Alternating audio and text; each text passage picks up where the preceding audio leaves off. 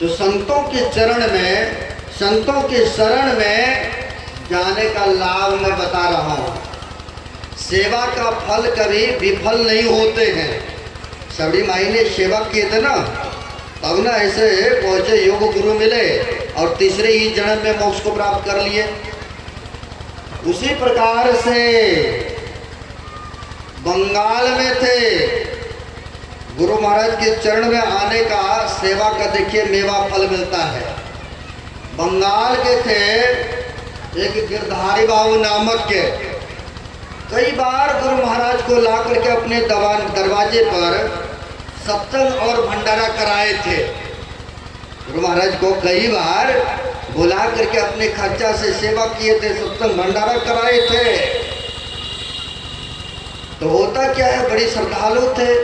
उनके पुत्र, उनकी पुत्रियां, उनके पुत्री के विवाह हुआ। अब विवाह होने के बाद एक दिन होता क्या है, विवाह हुआ, एक दिन प्रसव होने लग गए। और जैसे बच्चे को जन्म देने लग गए तो क्या हुआ, उनकी दिमागी संतुलन खो गए। कई बार बच्चा को प्रसव करते माता जी डेथ कर जाती है, कई बार बच्चे डेथ कर जाते हैं, ऐसा देखने को मिलता है।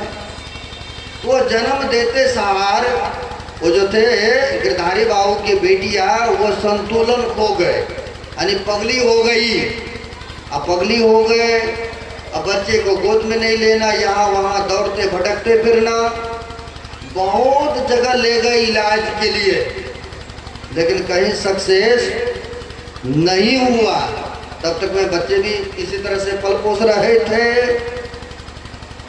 गांव के लोग सभी गुरु महाराज के सानिध्य में सत्संग सुनने जाने के लिए ट्रैक्टर गाड़ियों पर, ने पहले जमाना, अभी भी बड़े बड़े सत्संग होता तो ट्रैक्टर गाड़ी पर जाते हैं ना, अपने अपने योग्यता अनुसार। तो ट्रैक्टर पर सभी लोग सवार होकर के गुरु महाराज के सत्संग सुनने जा रहे थे भागलपुर कुब्बा घाट। तो पगली भी आई, दौड़ के बैठ गई।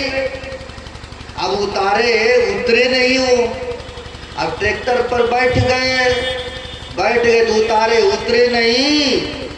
तो सोचा गांव के लोगों ने जा ही रहा तो चलो कोई बात नहीं, हम लोग देखभाल करेंगे, इनके छोटे बच्चे वो भी ले लेते। ले लिए, आए कुब्बा घाट, सत्संग गुरु महाराज का संपन्न हुआ, सुना। धूप का मौसम, गर्मी का मौसम, तो वहाँ पर घाट के नज़दीक बैठ गए। कई बार ऐसा होता है, सत्संग संपन्न हो गए होने के बाद भी कई भक्त लोग रह जाते हैं 2-4 दिन, सोचते हैं चलो घूमेंगे फिरेंगे, रहेंगे गुरु स्थान में, बाद में जाएंगे। ऐसा ही हुआ, रह गए वो माई लोग। रहने के क्रम में वह घाट के नज़दीक, गर्मी का मौसम, बैठे थे। अब गुरु महाराज अपने शोरूम में आराम कर रहे थे। जो सेवक थे सेवा में रत थे। संतों की मौज कृपा, गुरु महाराज ने कहा हमें उठा के बैठा दो। दोनों बगल मुस्लिम तकिया लगा करके बैठा दिए, टांग लटका करके बैठे गुरु महाराज। अब बैठे हैं, गुरु महाराज ने कुछ लाने के लिए जो उनके समक्ष में शिष्य थे उनको भेजे थे कि फलानी जगह से ये सामान लेके आओ। उनसे चले गए वो लेने के लिए। अब यह जो 4-5 माई एक जगह बैठ करके शोरगुल कर रही थी, जिनके संतुलन खो गए थे, वो भी थे। वो अचानक क्या हुआ, भागी आई और गुरु महाराज के रूम में चले गए। और गुरु महाराज के रूम में चले गए और गए तो गुरु महाराज का पैर लटका हुआ था।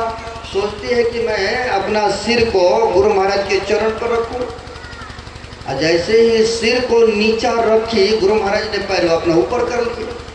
और ऊपर करके थोड़े से आया इतिहास और संस्मरण में, आज जैसे ऊपर रख करके टच किया, सटाया, वैसे उसकी पागलपनी ही खत्म हो गए। श्री सद्गुरु महाराज की जय। वैसे ही उनकी पागलपनी समाप्त हो गए। और जैसे एक माई दाई को होना चाहिए, उस तरह से आया, गोद में बच्चे को उठा दिया।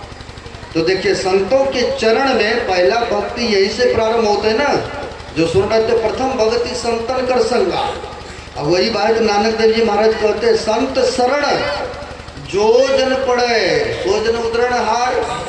यानी संतों के चरण, संतों की आज्ञा का जो पालन करते हैं उनका उद्धार तो होता ही है ना।